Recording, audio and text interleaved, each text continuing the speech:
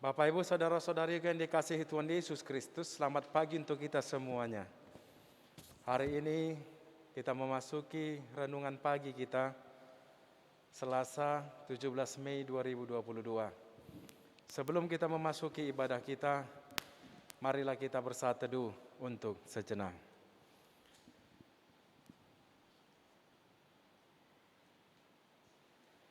Bapak, Ibu, Saudara-saudari yang dikasihi Tuhan Yesus Kristus, marilah kita memuji Tuhan dengan bernyanyi dari buku NDHKBP nomor 41 ayat 1.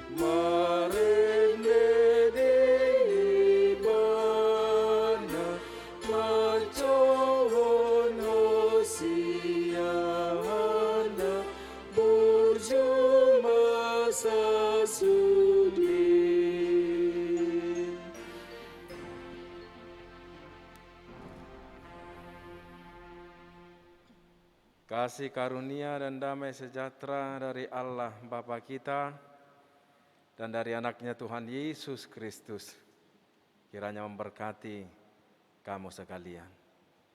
Amin. Bapak, Ibu, Saudara-saudari yang dikasihi Tuhan Yesus Kristus, firman Tuhan untuk kita pada hari ini terambil dari kitab Yehezkiel pasal 16 ayat 8. Yehezkiel pasal 16 ayat 8. Demikian dikatakan di sana. Maka aku lalu dari situ dan aku melihat engkau, sungguh engkau sudah sampai pada masa cinta birahi. Aku menghamparkan kainku kepadamu dan menutupi auratmu. Dengan sumpah, aku mengadakan perjanjian dengan engkau. Demikianlah firman Tuhan Allah, dan dengan itu engkau aku punya. Demikian firman Tuhan. Bapak, Ibu, Saudara-saudara yang dikasihi Tuhan Yesus Kristus, di dalam kitab perjanjian lama, kata Ibrani untuk menyebutkan perjanjian itu disebut dengan berit. Sedangkan di dalam perjanjian baru itu disebut dengan kata diateke di dalam bahasa Yunani. Dan di dalam perjanjian lama, dari kata Ibrani berit atau perjanjian menggambarkan kontrak yang mengikat antara dua pihak, yang mana pada perjanjian lama, yang mana pada zaman perjanjian lama umumnya ditandatangani dengan darah. Dan sebaliknya, kata Ibrani berit secara harfiah berarti menunjukkan tentang kata memotong. Dan ungkapan Ibrani untuk membuat perjanjian ini bisa disebut dengan pernyataan memotong perjanjian.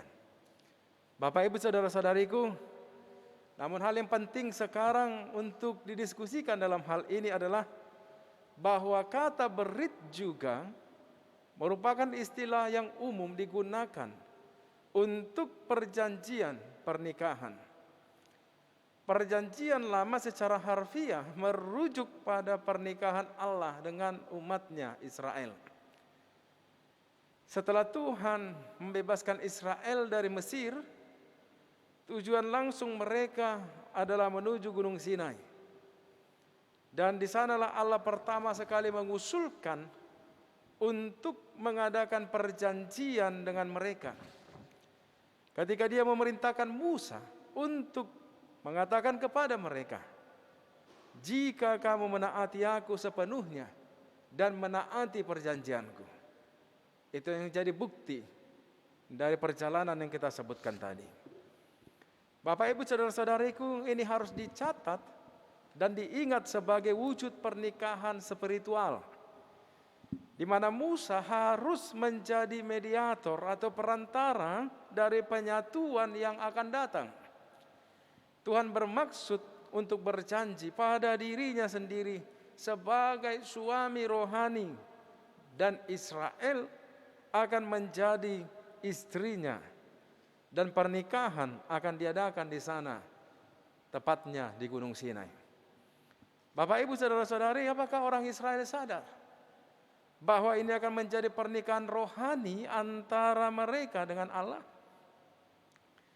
Tampaknya sangat tidak mungkin pada saat itu. Mereka pasti telah menyadari bahwa mereka berjanji atas diri mereka sendiri sebagai suatu bangsa untuk mengikuti satu-satunya Tuhan yang benar yang telah menebus mereka dari Mesir. Allah selalu mengkehendaki agar Israel menjadi istri rohaninya. Dia telah menunggu dengan sabar selama 400 tahun lamanya, dan mereka siap untuk dibebaskan dari Mesir, untuk bersatu dengan dia sebagai suaminya. Bapak Ibu saudara-saudariku, sementara itu umat Allah yang setia yang berada dalam hubungan pernikahan yang seperti ini dilindungi oleh Kristus dari kesengsaraan di dalam kainnya yang dibiarkan. Tuhan akan melindungi orang-orangnya yang setia. Namun mereka yang tidak dilindungi akan dibuang ke dalam api karena mereka telah memberontak melawan Tuhan.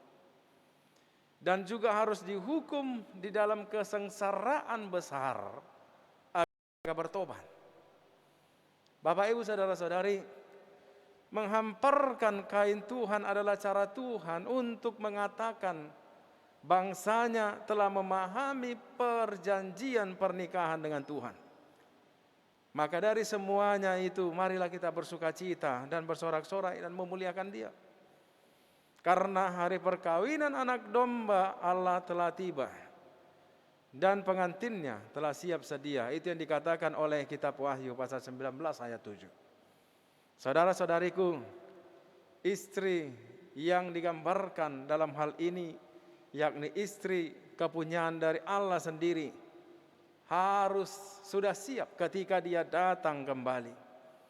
Dan kita sebagai gambaran itu harus sedang bersiap-siap dan harus sudah bersiap-siap untuk pernikahan yang luar biasa itu yang telah Tuhan sempurnakan, yang telah Tuhan sempurnakan bagi kita. Ini adalah hadiah yang paling mulia yang pernah ditawarkan kepada manusia setiap saat di dalam kehidupan kita. Bapak Ibu saudara-saudari, di dalam baptisan, sebagaimana yang kita lihat atau kita saksikan, buah sulung membuat perjanjian pernikahan untuk menaati Allah dan dilahirkan kembali sebagai istri daripada Allah di dalam Kristus. Ini jauh melampaui perjanjian pernikahan yang dia buat dengan bangsa Israel secara fisik. Perjanjian kita adalah perjanjian pernikahan Kristus, perjanjian pernikahan yang khusus yang tersedia hanya untuk buah sulung. Bapak Ibu saudara-saudariku, perjanjian kasih karunia dibuat untuk selama-lamanya oleh Tuhan di dalam Kristus dan orang-orang pilihan di dalam Dia. Tetapi dinyatakan pada saat pertobatan, ketika Tuhan menyatakan dirinya kepada mereka sebagai Allah perjanjian mereka, kemudian membawa mereka kepada Kristus yang menjadi perantara itu dan mengirimkan rohnya ke dalam hati mereka untuk membuat mereka turut mengambil bagian di dalam kasih karunia itu dan menunjukkan kepada mereka minat mereka pada berkat-berkat dan janji-janji yang diberikan oleh Allah. Saudara-saudariku, jadi di dalam pertobatan, mereka yang sebelumnya secara sembunyi-sembunyi menjadi milik Tuhan melalui anugerah penebusan dan pemilihan menjadi miliknya secara terbuka di dalam panggilan dan anugerah pengurusan yang datang daripada Allah. Amin. Marilah kita memuji Tuhan. Kita bernyanyi dari buku NDHKBP nomor 140 ayat yang ketiga.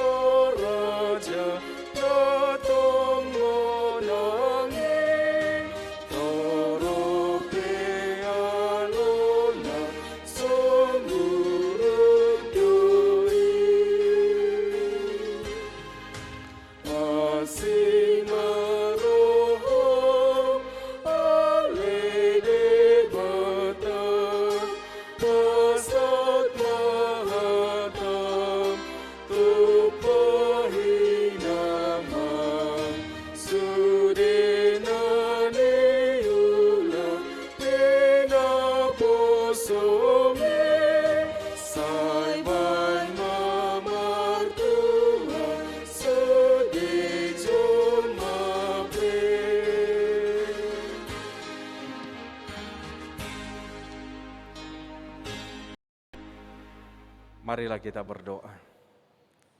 Allah Bapa yang Maha Mulia, Bapa yang bertahta di dalam kemuliaan surga, kami bersyukur memuji Engkau Tuhan atas penyertaan-Mu di dalam hidup kami, menghantarkan kami memasuki ibadah kudus-Mu pada hari ini, untuk menjadi awal dalam memulai langkah kami yang baru, memasuki hari yang Kau karuniakan bagi kami pada satu hari ini. Tuhan, kami telah mendengarkan firman-Mu yang berkumandang bagi kami. Berkatilah firman-Mu itu Bapa, teguhkanlah semuanya itu di dalam hidup kami, agar firman-Mu itu menjadi firman yang berakar dan menghasilkan buah di dalam hidup kami, menjadi bagian persembahan kami yang berkenan kami sampaikan ke hadirat Tuhan.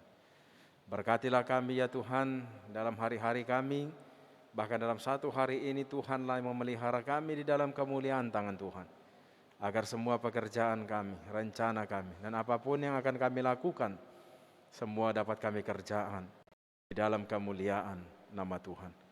Dan patutlah kami Bapa memperoleh sukacita yang Engkau tambahkan, Engkau limpahkan bagi kami pribadi lepas pribadi di tengah-tengah kehidupan kami. Kami serahkan hidup kami semuanya ke dalam tangan-Mu ya Allah. Berkatilah kami dalam setiap apapun yang kami lalui. Ampunkan kami Tuhan dari segala dosa dan pelanggaran kami, karena anak-Mu, Tuhan Yesus Kristus, Tuhan kami. Amin. Anugerah dari Tuhan kita Yesus Kristus, kasih setia dari Allah Bapa, dan persekutuan Roh Kudus, kiranya memberkati kamu sekalian. Amin. Shalom, selamat pagi, selamat melanjutkan aktivitas. Tuhan memberkati.